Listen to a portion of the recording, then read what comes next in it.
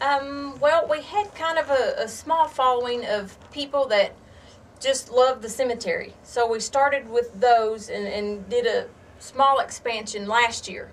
We had 12 characters that we did on our first one. And then when was this that? Sorry, before you go any further. it was in May of '08. Oh, so this is fairly recent that you started. So this is this is the second one. Okay.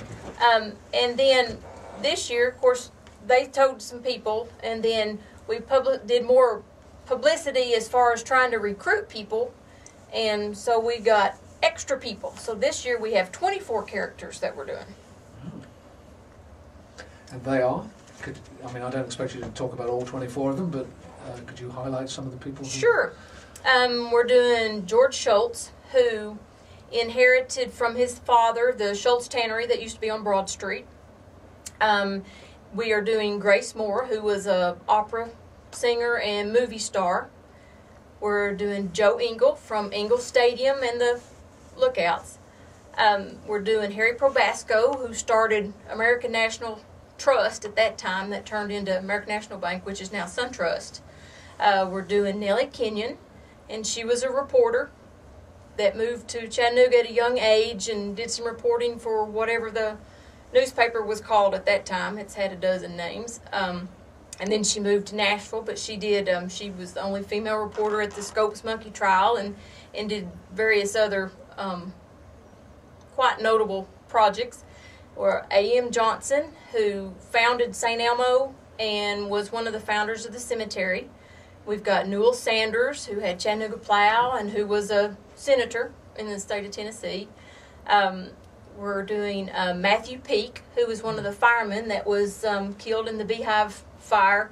That was the fountain, the fireman fountain on Georgia Avenue is erected in honor of.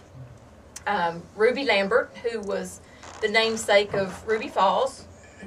What was a Beehive fire? Do you know? Beehive was a store downtown in the 1870s, and it caught on fire. And he and one other fireman died in the fire.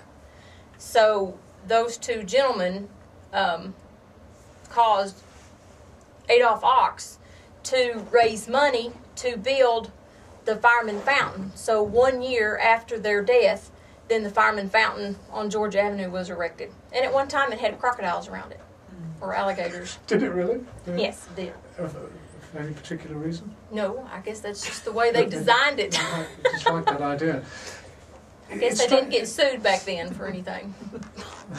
It strikes me that as tragic an event as that is, for firemen to lose their lives in a fire, that may not have been the first time that happened. Probably not.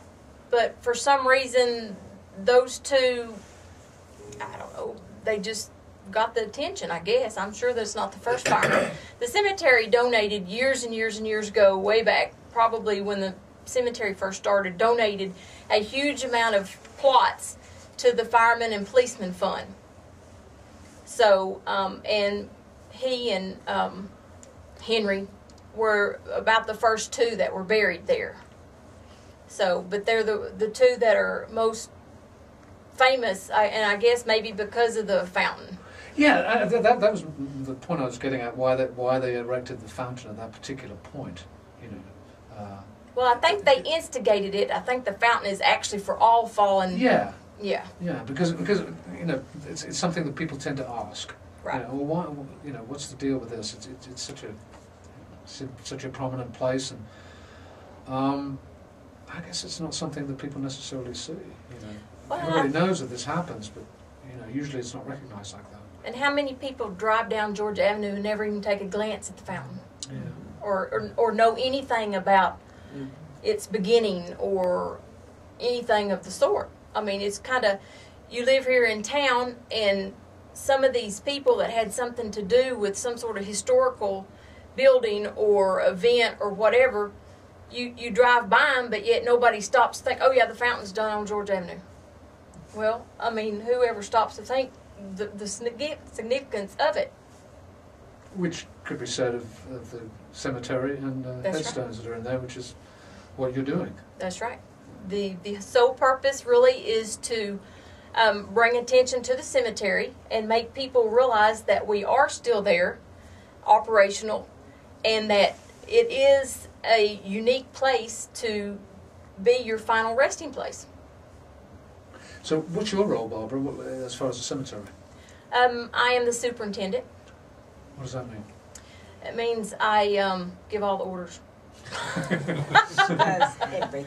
I'm in charge of all the groundsmen, the office, the scheduling of funerals, the collections, the billing, the payroll, So you run the cemetery, in effect. That's correct. And so that means that you work with the funeral homes around town, Mm-hmm.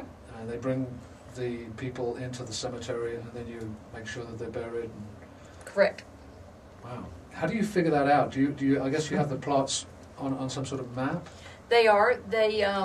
There's a huge plat book that's got everybody's location, the available spaces in certain sections, and we just go from there. Sometimes people have owned it for years and years, or maybe their grandparents and it's a family plot, or people come in and they just want to be buried there because they have family already there. And then it's a matter of just trying to find something as close to that person as we can. Yeah, it strikes me that the biggest issue you face is space, isn't it? Mm-hmm. And you can't displace the people that are already in there. That's correct. Once you've got the space, it's yours. That's It's it. kind of a weird idea, really, when you think about it. It doesn't make a whole lot of sense. I mean, there's just a bunch of bones in there, if anything, at that point. I'm sure you don't look at it that way, but it strikes me as something of an outmoded idea in some ways, It seems like at some point we're going to run out of space, Well, we will at some point in time, but we just developed maybe our last area. I've been kind of looking around in the woods and stuff, and I really think that there's a little more space that we can develop, but we won't do anything about that till we get a little closer, because we just opened up a section that added 1,500 graves, and still have other active sections. So It's a pretty big cemetery. What is the acreage? there's over 100 acres there. Really? Mm-hmm. And this was, I'm sorry, I'm sure you said it, but I wasn't listening. Somebody owned it at some point.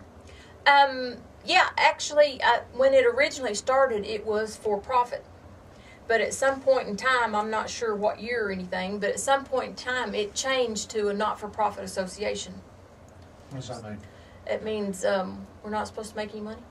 Right, but you still charge people to be buried in there. We do. But you use the money to Operate. keep the cemetery Right. going. Yes. We don't get any state money, government money, any kind of funding of that sort.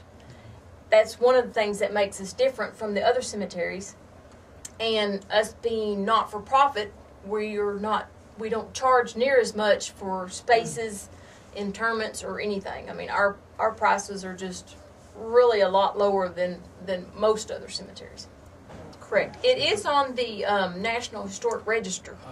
So it has to stay the way it is. Being part of St. Elmo, there are certain guidelines that we do have to adhere to. So it's regarded as an historic site. So I'm trying Correct. To get at. Okay. We've been in operation since 1880, so it's been a few years. Yeah, it's been a few years. Yeah.